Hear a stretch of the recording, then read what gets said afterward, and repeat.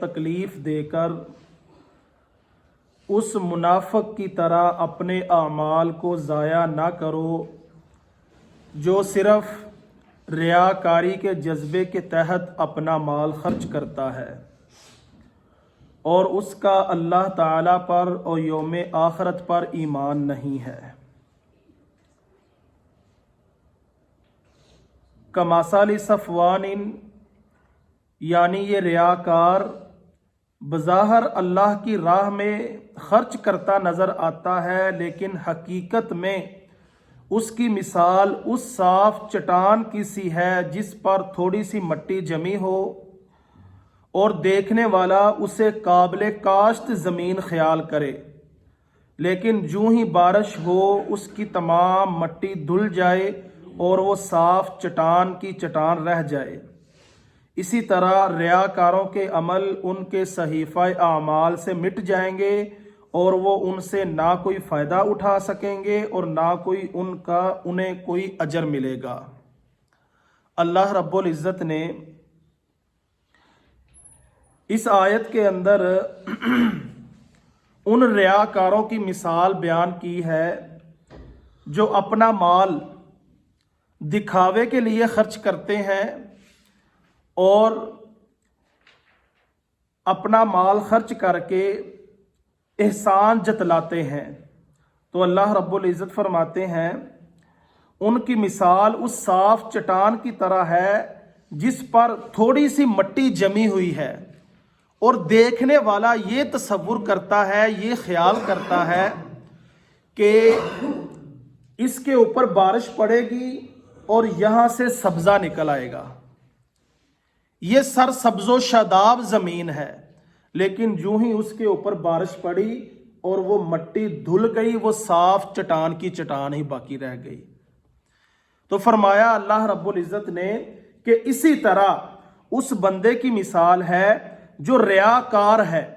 اس کے اعمال صحیفہ اعمال سے مٹ جائیں گے اور وہ ان سے نہ کوئی فائدہ اٹھا سکے گا اور نہ انہیں ان کا کوئی اجر ملے گا۔ اوپر کی آیت میں اللہ رب العزت نے مثال بیان کی تھی مخلص مومن کے صدقہ اور خیرات کی، جو محض رضائے الہی کے لیے خرچ کرتا ہے، اور یہ مثال ہے ریاکار کے خرچ کرنے کی جس کا اللہ پر بھی کوئی ایمان نہیں ہے اور آخرت کے دن پر بھی کوئی ایمان نہیں ہے۔ اگلی آیت میں اللہ رب العزت فرماتے ہیں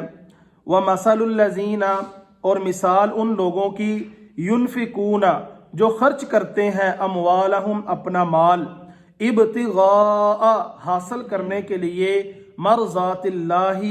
اللہ کی خوشنودگی وتثبیتاً اور ثبات اور یقین من انفسہم اپنے دل سے کمثل جنت ایک باغ کی طرح ہے بربوۃ جو بلندی پر ہو اصابہا اس پر پڑی وابل تیز بارش فآتت تو اس نے دیا اکولہا پھل ضعفین دگنا فإن لم یصبھا پھر اگر نہ پڑی وابل تیز بارش فتل تو پھوار پڑی واللہ اور اللہ تعالی بما تعملون جو تم کرتے ہو بصیر دیکھنے والا ہے۔ ابتغاء مرضات اللہ یہ ریاکاروں کے مقابلے میں مخلص مومنوں کی مثال ہے، یعنی جو لوگ محض اللہ رب العزت کی رضا کے لیے خرچ کرتے ہیں اور دل کے اس اطمینان کے ساتھ خرچ کرتے ہیں کہ اللہ تعالیٰ انہیں اس کا وافر اجر عطا فرمائے گا اور ان کا عمل ضائع نہیں ہوگا،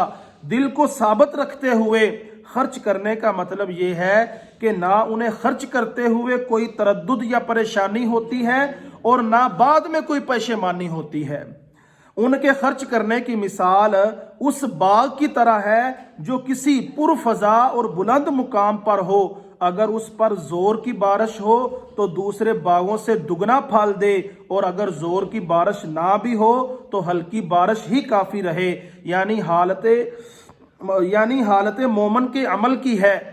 یہی حالت مومن کے عمل کی ہے، وہ کسی صورت میں ضائع نہیں ہوگا بلکہ اللہ تعالیٰ اسے قبول فرمائے گا اور ہر ایک کو اس کے عمل کے مطابق جزا دے گا۔ यानी अल्लाह रब्बुल इज़्ज़त फरमाते हैं वो बाग, वो मोमिन जो अल्लाह रब्बुल इज़्ज़त की रज़ा हासिल करने के लिए माल खर्च करता है, उसकी मिसाल उस बाग की तरह है जो एक बुलंद मुकाम के ऊपर है, पहाड़ की चोटी के ऊपर है, और उस बाग के ऊपर तेज बारिश पड़ती है वो तब भी फल देता है, और अगर तेज बारिश नहीं भी पड़ती बल्कि हल्की हल्की फवार पड़ती है, अल्लाह रब्बुल इज़्ज़त फरमाते हैं वो फिर भी अपना फल देता है। तो फरमाया यही हालत मोमन के अमल की है, वो किसी सूरत में भी ज़ाय नहीं होगा बल्कि अल्लाह ताला उसे कबूल फरमाएगा और हर एक को उसके अमल के मुताबिक जजा देगा। अब अगर नीयत दुरुस्त है तो ज्यादा खर्च करना ज्यादा सवाब का बायस है और थोड़ा भी काम आता है। जैसे खालस जमीन पर बाग है, जितना उसके ऊपर मीना बरसेगा, बारिश बरसेगी, उसका उतना ही फायदा होगा, बल्कि अगर ओस भी काफी है और नीयत दुरुस्त नहीं तो जिस कदर ज्यादा खर्च करे जाय है, क्योंकि ज्यादा माल देने में दिखावा भी ज्यादा है। जैसे पत्थर पर दाना कि जितना जोर का मीना बरसे ज्यादा नुकसान पहुंचाए कि मट्टी धोई जाए। तो फरमाया अगर उस बाग के ऊपर थोड़ी बारिश हो फिर भी वो फल देता है, ज्यादा बारिश हो फिर भी वो फल देता है। इसी तरह मोमन के खर्च करने की मिसाल है, वो थोड़ा खर्च करेगा अल्लाह रब्बुल इज़्ज़त उसे फिर भी अजर देगा, अगर वो ज्यादा खर्च करेगा फिर भी उसे अजर मिलेगा। आगे अल्लाह रब्बुल इज़्ज़त फरमाते हैं आया वद्दू, क्या पसंद करता है, अहदुकुम, तुम में से कोई एक, अन तकूना, ये कि हो, लहू, उसका, जन्नतुन, एक बाग, मिन नखीलिन, खजूरों से, व अनाबिन, और अंगूर, तजरी, बहती हो, मिन तहतिहा, उसके नीचे से, अल अनहार, नहरें, लहू, उसके लिए, फीहा, उसमें, मिन कुल्लिस समरात, हर किस्म के फल मौजूद हों, व असाबहू, और उस पर आ गया, अल किबरू, बढ़ापा, वालाहू, और उसके, जुर्रियतुन, बच्चे, ज़ुअफ़ाउ, बहुत कमज़ोर हैं, फ़असाबहा, तब उस पर पड़ा, इसारुन, एक बगोला, फीही, उसमें, नारुन, आग है, फ़हतरकत, तो वो जल गया, कज़ालिका, इसी तरह, युबय्यिनु, वाज़ेह करता है अल्लाह ताला, लकुम, तुम्हारे लिए, अल आयाती, निशानियाँ, लअल्लकुम, ताकि तुम ततफक्करून, गौर व फिक्र करो।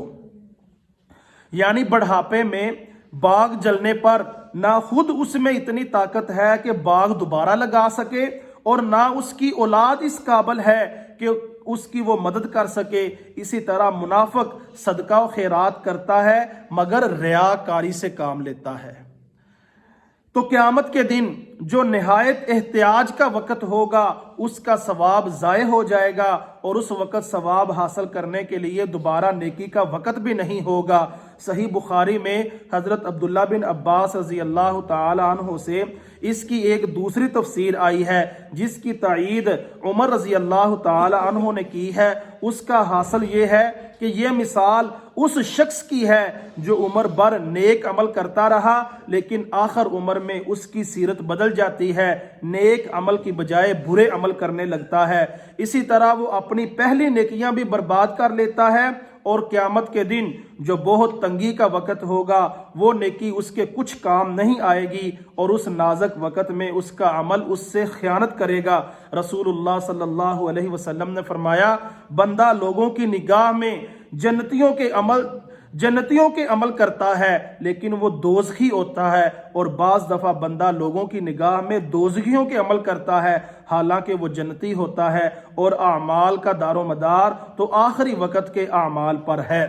तो अल्लाह रब्बुल इज़्ज़त ने इस आयत के अंदर भी एक मिसाल बयान फरमाई है उस शख्स की जिसका बाग ज़ाया हो गया और वो खुद भी बढ़ापे की उम्र में है, वो ना बाग दोबारा लगा सकता है और उसके बच्चे भी बहुत कमज़ोर हैं कि वो दोबारा बाग लगा सके। फरमाया वो बंदा जो सारी ज़िंदगी अमल करता रहा है, नेक अमाल करता रहा है, لیکن آخر پر آ کر وہ ایسے اعمال کرتا رہا کہ اس کے سارے عمل ہی ضائع ہو گئے، اس باغ کی طرح جس طرح بڑھاپے کی عمر میں اس شخص کے باغ ضائع ہو گیا، آگ کا بگولا آیا، اس آگ کے بگولے نے اس کے باغ کو ضائع کر دیا، جلا کے راکھ کر دیا۔ فرمایا اسی طرح اس بندے کے اعمال ہیں جو ساری زندگی عمل تو کرتا رہا لیکن آخر وقت کے اوپر وہ ایسے اعمال کرنے لگا کہ اس کے سارے اعمال ہی ضائع ہو گئے۔ رسول اللہ صلی اللہ علیہ وسلم کی حدیث بھی ہے کہ اعمال کا دار و مدار آخری وقت کے اعمال پر ہے۔